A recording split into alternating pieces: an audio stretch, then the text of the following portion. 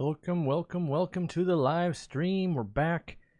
Today we're going to talk about, I always say breeding plants for profit. We don't really breed them, but growing plants for profit. It was the requested topic from last week. So up in the right-hand corner, you might not see it yet. It might be hard to see on your mobile phone or something like that, but there's a little round dot with an eye in it. If you click on that, it'll drop a menu down, and you can click on what you'd want to see next. Now, next week I won't be here because I'm in Germany, but I think that following week we'll do one. So it's whatever the next live stream lands. I know I have to miss one. But today I want to get started on growing plants for profit. Now, there's kind of two camps, I think. I've got some planted tanks. I'm growing plants. I have to trim them and I end up throwing them away camp.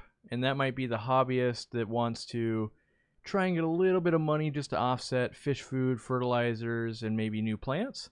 And then there is I want to make this a job, or I want to make extra income, and it needs to be actually like profitable, right?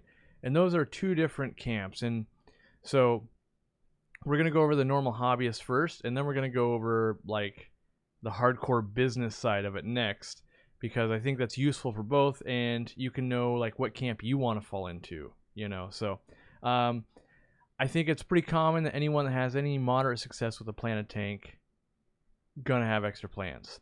Now, stores, we sell plants, right? Like I sell plants, I buy a lot of plants, a lot of things like that go on all the time. I don't buy from very many hobbyists though, and the reason being is a convenience factor.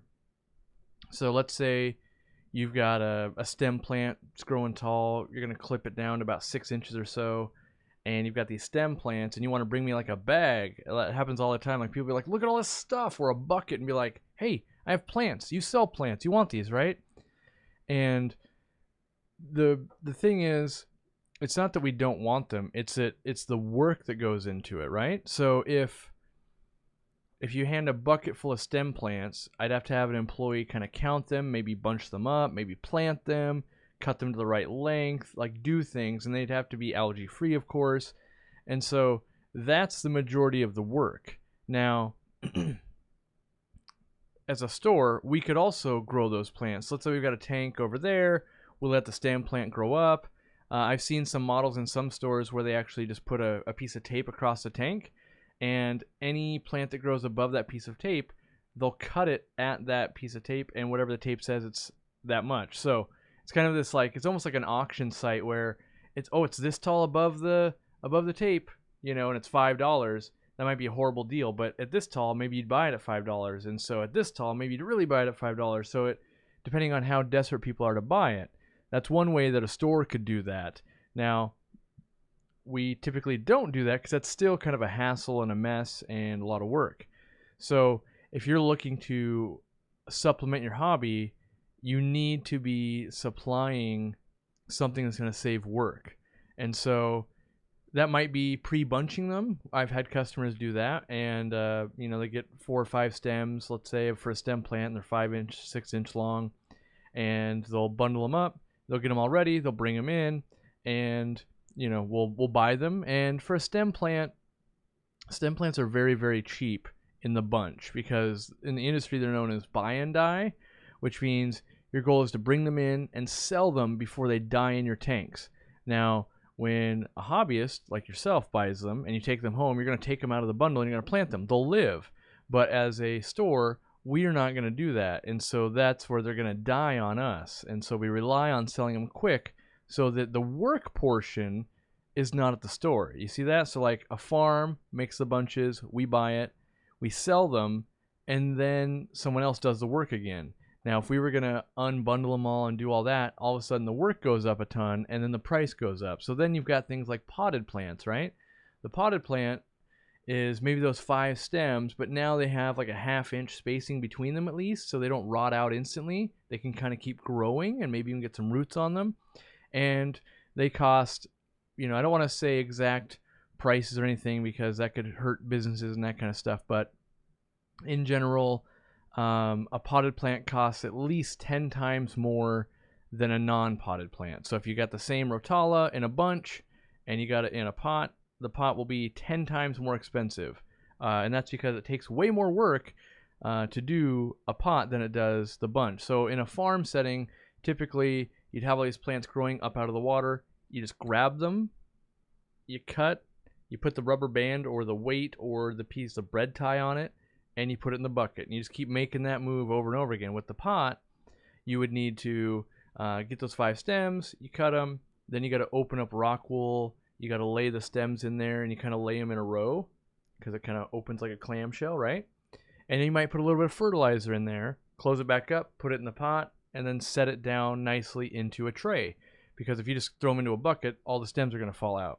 And then typically they also grow them a little bit so you get some plant roots, all right? So that's one way you could do that.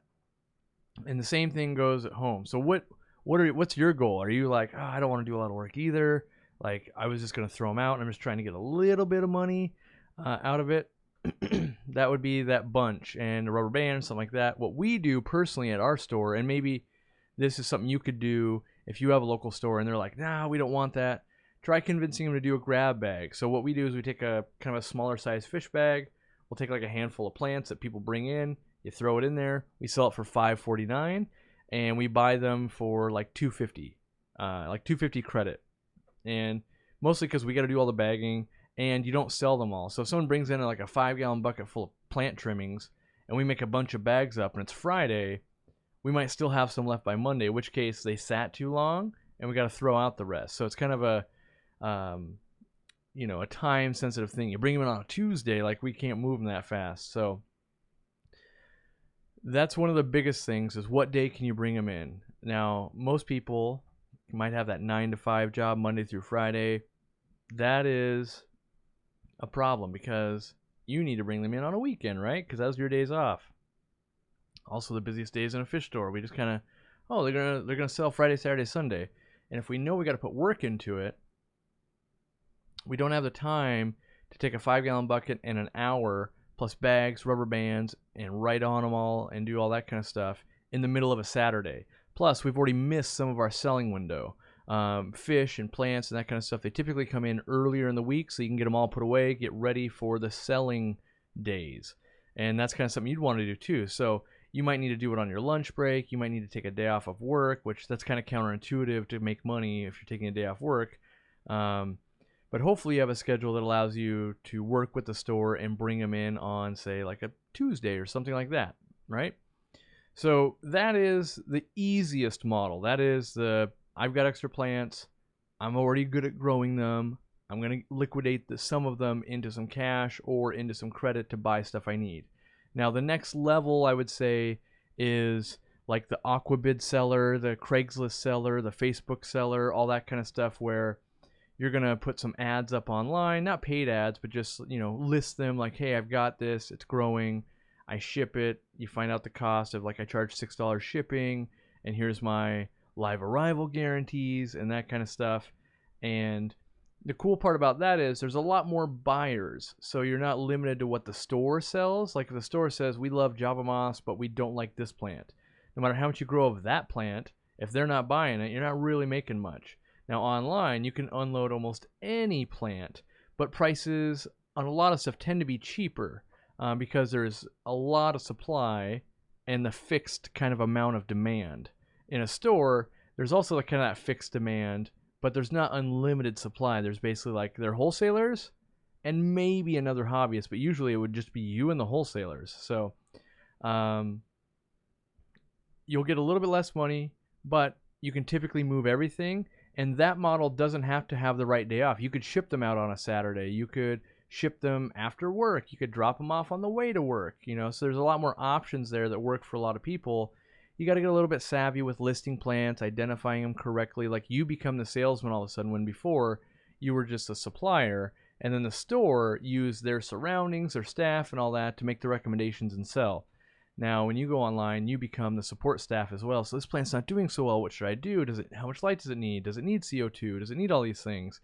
And at least you can show your aquariums and your experience and hopefully guide the customer to a positive experience and get them to rebuy. There's lots of places to sell plants online. Even hobbyists. There's hobbyist groups like Plants and Fish or Plants and Inverts of like USA. There's auction sites. There's all that kind of stuff. And you as a hobbyist can buy as well. So you can always look there.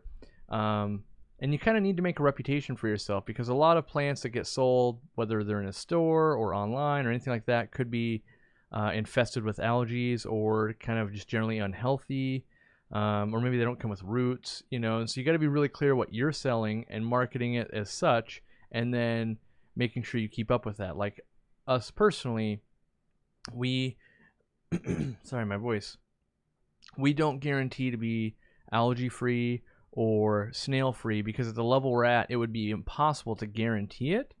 It's highly unlikely we're going to send anything that is horribly algae infested, horribly snail infested, or something like that. Or duckweed. Duckweed's another thing, or duckweed infestation. At the amount of plants we're touching, it's impossible to keep a facility free of that. And so you as a hobbyist, you could, but you really, really got to make sure that you are free of that. Otherwise, when you ship out, one or two customers get a bad experience, kind of ruins your reputation. So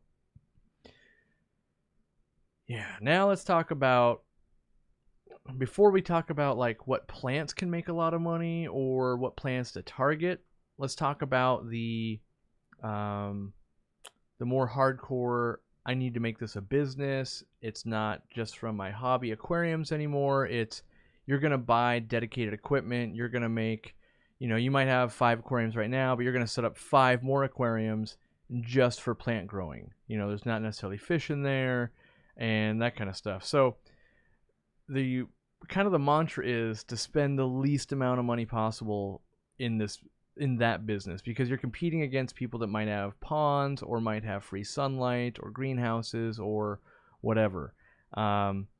Now, like, I've thought about doing this in the Northwest here. We would have to do it indoors, and I would have to do it with high-tech lighting and CO2 injection, that kind of stuff. And it would work, but it would still be very hard to compete with other countries in the world, or even Florida or Texas. There's just a lot to compete with. But some of the things that I would look into is question everything.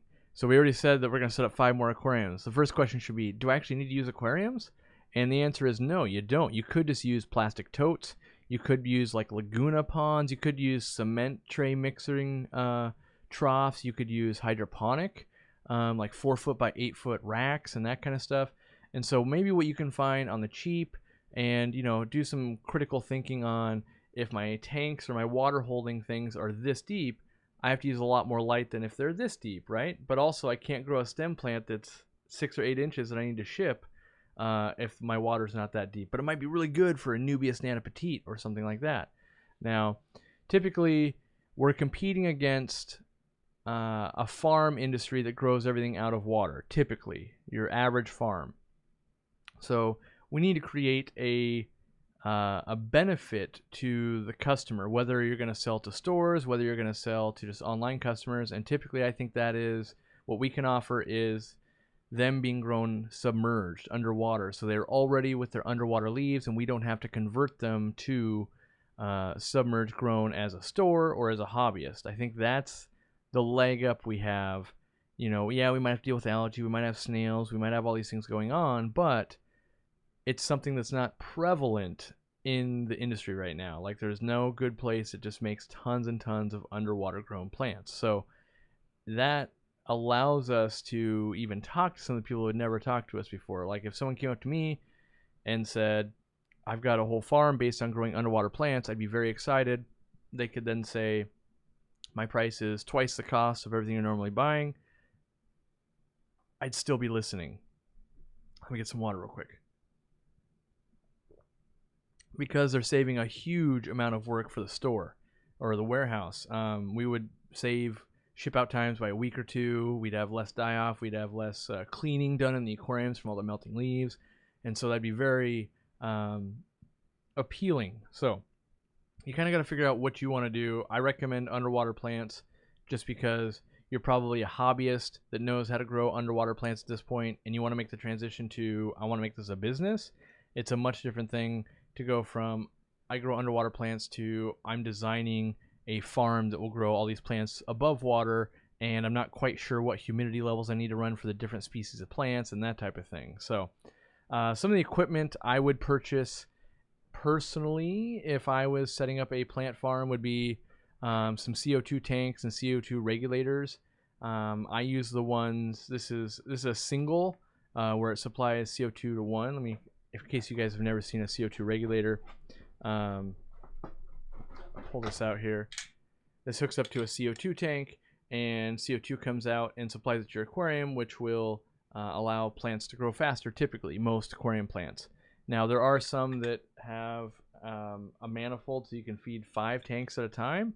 That's pretty useful. We use those in the store in our warehouse, and we actually now sell those. So that regulator you just saw and the manifold regulators, we sell both those now in case you need that kind of equipment. We bought GLA regulators, which were very expensive and known to be very good quality. They have been very good quality, but they're at least twice the price of the stuff that we sell. But I haven't seen like a quality difference much. So, you know, that's nor here nor there, but CO2 injection would be something I'd be looking into, whether you're injecting it directly like that. Maybe you go and you watch some of the videos where you saw like Ocean Aquarium. They're doing a kind of a passive CO2 injection method that would be very cheap to do. You have one regulator, could do hundreds and hundreds of aquariums or vessels of water. And then you would need fertilizer. Now, fertilizer could be fish waste. If you had a big source of fish waste and that kind of stuff, you still might get some deficiencies. You could use Easy Green. You could buy some of our biggest, like 2 liters, and use auto dosers. That's what we do. You could develop your own line. Like at a certain point, if you had, you know, let's say a 2,000 square foot building with a bunch of vessels of water and you're growing plants, you probably should be designing your own fertilizer or mixing your own dry ferts or coming up with what your water is actually missing instead of kind of an all-in-one solution. But to get started and kind of test the model, that's a good way to go, I think. A lot of people can get caught up in trying to save as much money as possible, and you end up spending more money. So for instance, like you might spend $100 buying a big thing of Easy Green, and it might only cost you $80 to buy all the dry fertilizers, but you've never used dry fertilizers before, and you don't know how to make them stable for auto dosers and that type of thing. So you end up wasting that money going, oh, this keeps fungusing and it's not working, and that kind of stuff. So fertilizer, you're going to need it in mass quantities. CO2, it speeds up the speed that stuff grows. Like with Anubias, let's say you're trying to propagate a lot of Anubias, you might get 1 leaf every 3 or 4 weeks. With CO2, maybe you're getting it 1 a week, so that might speed it up by 4x. So yeah, the right equipment, cutting corners where you can. Maybe you got a greenhouse, you're going to get free lighting. You don't have to use as much supplemental lighting. Although with a greenhouse, I do contend that summers can get very hot and a lot of light, and winters can be the opposite. So you end up usually paying it in heating costs and then lighting, supplemental lighting in the winter. And I like to have very normalized conditions so that once I get it dialed in with an auto doser, the CO2 working, the lights on a timer, it does that no matter what time of the year it is. And I can grow exponentially as demand for a plant would rise. I can go, okay, I'll set up more of that growing. I'll propagate more. And then it kind of comes down to what kind of grower are you going to be? And this applies to both the hobbyist level, the professional level, anything in between. Like, do you want to supply to just the average person? Like, the average person needs things like Anubias, Java mosses, very easy things to grow. And then there's like a super high-end market where it would be like marbled Anubias, like maybe Panglio Anubias, where it's like the super, super small Anubias nana Panglio. Maybe it would be like the white version of, Alternanthera Renekii mini white. You know, so you can get these where it's like each stem is going to be $20 and each little plant might be $100, right? Some of the rare buses and all that kind of stuff, where when you do market, very few people will bite, but when they do, it's a lot of money. So you might be able to make a sizable portion of money if you can guess what people want with much smaller space. Whereas like Java moss, the price is pretty low on it, and so you would have to make a whole ton of it and be selling it to a lot of people there, but there's a ton of buyers. So that is one of the markets I recommend everyone gets into if you're trying to grow plants at a profit. Make Java moss, because no farm grows Java moss underwater They all grow it immersed, so that's up above water where it can use the CO2 out of the air, and it's pretty dry and crispy. And then when they sell it to a store like me, we put it underwater and it dies back. So I might buy a pound of it, and by the time it converts, about 6 weeks later, I have maybe 1 or 2 portions to sell at $9.99. And so it doesn't make sense to buy because we're losing money. We buy as much Java moss as we can possibly get from all of our customers, and we can't possibly keep up with it. That's why we don't even sell it online. But that's one where stores should always be wanting to buy. If they're not, here's where the next portion of this business kind of comes in. And I feel like if they can't sell unlimited Java moss, they're either too highly priced, B, they're not pushing it at all, C, it's got a lot of algae in it, D, they're just bad. Like, they're bad at plants or bad at selling, because that is the number one most requested plant. I mean, when people go, oh, my fish are having babies and they're getting eaten, what should I use? Internet and the stores and all that kind of stuff. They say Java moss, they can hide in there. When you get shrimp, I want a shrimp tank. What plants should I do? Ooh, they really love moss, right? So the answers keep coming back to Java moss over and over and over again, and you can sell it almost anywhere, at club meetings, the store, online, even to me. So I would recommend starting there, and from there, then you need to talk either to your store that you're going to sell to, or you got to really size up the market and go, what is it that I'm good at growing that people want to buy? And what you're good at growing might be dependent on the type of water you have. If you have really hard water, you're going to want to buy and reproduce stuff that can handle that, right? And then you should probably have those parameters on your website or whatever you're going to do when you're selling them, so that other people with hard water go, oh, this has already been grown in hard water. Like, I know as a hobbyist, I much rather buy from places that have water very similar to mine, because there'll be very few dieback. And in general, you're going to be hunting, pecking your way through this, and some stuff grows very fast, and you'll find that, oh, this grows really fast. No, not as many people want to buy it, / it doesn't sell for as much. And that's kind of to be expected, because more people have excess in their tanks, are giving it away. It's kind of, a no-brainer. Whereas something that grows really, really, really slow, like maybe a Nubius Nana Petite, people aren't exactly giving away 5-gallon buckets every week full of that stuff, right? So there's more of a demand for it. Now, how cool something looks matters. Utility on, like mosses, for instance, we can sell it to breeders. We can sell it to aquascapers. We can sell it to people that just want to feed it to their goldfish. Like, there's a lot of markets. So establishing what you think is going to work in that high-end market, you kind of got to follow the trends and know, like, okay, this marble Danubius, who's working on it? Are the big farms working on it? I got another 8 months. I could probably sell it before it hits mainstream, and each month it's going to go down by $10. And so I should probably stop producing in the next 3 or 4 months, sell out what I have. Meanwhile, knowing what am I going to replace that with? Maybe it's this next rare type abuse. Maybe it's, something else. Like, you're constantly on the hunt. And so almost half your work, so you save it in labor and space because you're not producing as much, is being spent on research. What's the next big thing? Whereas, like the home hobbyist, you're kind of just going to buy what you like to look at and then listen to whoever you're selling to, and they're going, we don't want to buy that, and that's the last thing I would say about that kind of relationship is stores want to buy what they want to buy when they want to buy it. So if this week you have 30 pots of Vallisneria available and the store only wants 12, and you go back 2 weeks later and they only want 4, you're probably making too much Vallisneria. You should probably dedicate some of your space to something else. Now, if you really just try and hammer them and like, you need to take all this, I'm making too much of it. Once it becomes a hassle for the store, they'll probably just stop buying from you altogether. That's what we do. When someone says, like, you said you'd buy this plant from me, and now they're either making way too much of it, or it's not up to our standards, or it's got a little bit of algae, or something like that's going on to it. Once they make it like a headache, what we personally do is we buy everything they have left, and then we tell them we will no longer be buying plants from you. You've made it to be a difficult thing, and business shouldn't be difficult in the terms of a already kind of established relationship going on there. And that's what wholesalers do really well at the farms. they might have 2,000 Vallisnerias sitting there. I could order 5. I could order 500, and they'll ship it to me anytime I want. Whereas the hobbyist or the local plant grower, they want to move a lot of them. They're going, oh, I got to drive an hour to get there, and oh, I don't have that this week, but I've got these. Do you want this? And that's a lot of wasted time that as a store we wouldn't have. And same thing as a buyer. Like, let me grab some water here.